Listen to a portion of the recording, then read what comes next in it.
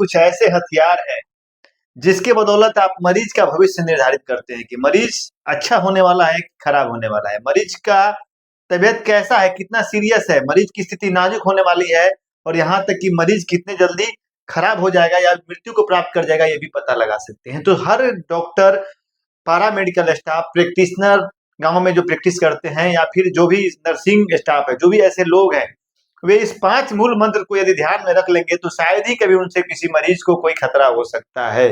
इन 5 चीज़ों 6 चीज़ को हम लोग देखकर मरीज की स्थिति पता लगा सकते हैं और हम तो कहेंगे कि वह मेडिकल और पैरामेडिकल से रिलेटेड ही क्यों, अभी के समय में हर घर में ये सब हथियार होना चाहिए और इस हथियार को रखकर आप अपने आने वाले मरीज का सीरियसनेस को पता लगा सकते हैं कि हमारा घर में जो आदमी रोगी हो रहा है, जो बीमार है, उसकी स्थिति नाजुक होने वाली है कि वह सामान्य है या थोड़ा बड़ा है। क्योंकि हम लोग के यहाँ कुछ भी अगर होता है थोड़ा बहुत तो किसी को बोलता है लोग कि पेट में गैस हो गया है, गैस का मरीज है, तो गैस से सब हो रहा है। जो भी बीमारियां होती है हम लोग के बिहार में, गांव ग्रामीण क्षेत्रों में, चाहे घर के लोग बोलते हैं कि गैस से ही ऐसा हो सकता है, गैस से छाती में जलन हो रहा है, गैस से माथा में दर्द हो रहा है, गैस माथा पे चढ़ गया है, गैस गोड़ में चढ़ गया है, गैस पूरा देह में ढुक गया है।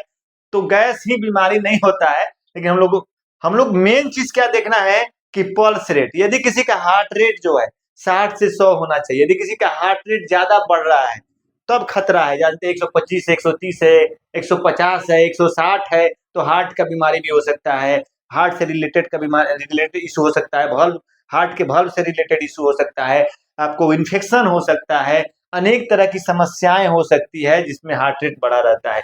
यदि हार्ट रेट कम जा रहा है तब भी आपको खतरा है। यदि किसी का हार्ट रेट 40 हो गया, 35 हो गया तब भी सीरियस कंडीशन है। यानी कि आप हार्ट रेट, पल्स रेट, यानी पल्स को देखकर आप मरीज की स्थिति पता लगा सकते हैं कि मरीज की स्थिति ज्यादा खतरनाक होने वाली है, मरीज बचने वाला है, सीरियस होने वाला है कि नॉर्मल है। जब भी पल्स रेट बहुत ज्यादा होता है, जब भी पल्स रेट बहुत कम होता है तो यह एक बहुत बड़ा मार्कर है। बिना किसी सोचे समझे आप उसको अच्छे जगहों पे रेफर कर सकते हैं, उसको अच्छे जगह पे पेशेंट को शिफ्ट कर सकते हैं। दूसरा सबसे बड़ा चीज होता है बीपी, ब्लड प्रेशर जो होता है। सामान्यतः ब्लड प्रेशर 120/80 होना चाहिए, लेकिन यदि किसी का ब्लड प्रेशर 180 हो गया, 200 हो गया, 220 हो गया, या फिर नीचे वाला जो होता है हाइपोटेंशन 90, 80, 60 हो गया, 20 हो गया, 30 हो गया, तो उस कंडीशन में मरीज की स्थिति नाजुक होने वाली है और मरीज को कभी भी कोई खतरा हो सकता है।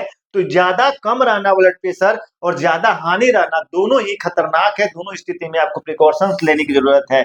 एक और अहम चीज है ऑक्सीजन सेचुरेशन।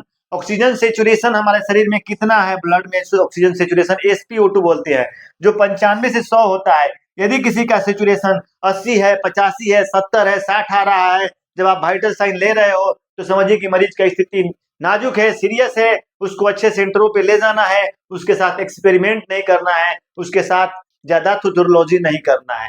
यदि किसी का टेम्परेचर का भी बहुत महत्व है। यदि किसी का टेम्परेचर नॉर्मल से कम है, मानते हैं 98 डिग्री है, उससे अगर घट के 94, 92, 90 आ गया, कम आ गया तब भी खतरनाक है और ज्यादा 105, 104 आ गया तब भी खतरनाक है। किसी का देखिएगा आजकल बुखार में 104, 105, 105 से ऊपर किसी किसी को चला जाता है तो उसमें आपका बहुत सारा मल्टीपल ऑर्गन फेलियर भी हो सकता है और बहुत ही क्रिटिकल कंडीशन हो सकता है।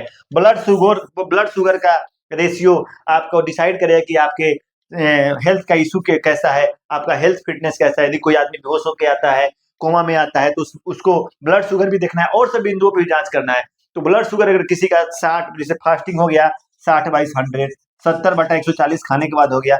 यदि किसी का आए पेशेंट और आपको ब्लड शुगर मिले 400, 500, 600 तो वह कंडीशन आपको सीरियस हो सकता है। यदि किसी का ब्लड शुगर का वैल्यू 30 मिले, 25 मिले, 40 मिले तो वह कंडीशन सीरियस हो सकता है। इस चीजों को समझना है। इसलिए हम तो कहेंगे हर घर में पल्स ऑक्सीमीटर होना चाहिए। पल्स ऑक्सीमीटर से आप पल्स और ऑक्सीजन सेचुरेशन का पता लगा सकते हैं। हर घर में स्फोग्नोमोनोमीटर होना चाहिए ताकि आप ब्लड प्रेशर माप का मेजरमेंट कर सकते हैं। हर घर में ब्लड शुगर किट होना चाहिए ताकि आप ग्लूकोमीटर होना चाहिए ताकि आप ग्लूकोमीटर से ब्लड ग्लूकोज का लेवल पता कर सकते हैं। हर घर में टेम्परेचर नापने वाला चीज होना चाहिए। यही सब जो चारों चीज हम बताए हैं अभी के वातावरण, अभी के समय, अभी के स्थिति के अनुसार बहुत ही जरूरी है और सभी के घर में होना चाहिए। तब हम अपने लोगों के स्वास्थ्य की सुरक्षा कर सकते हैं। और इन चारों सूत्रों को जो याद रख लेगा उस नर्सिंग स्टाफ से, पैरामेडिकल स्टाफ से, प्रैक्टिशनर से या जो भी ये मेडिकल से रिलेटेड काम करते हैं, उनके जीवन में खतरा आने का चांस कम हो जाएगा। यानी मरीज को खतरा पहले आप पता लगा सकते हैं और उसके अनुसार आप काम कीजिएगा अपने दिमाग से।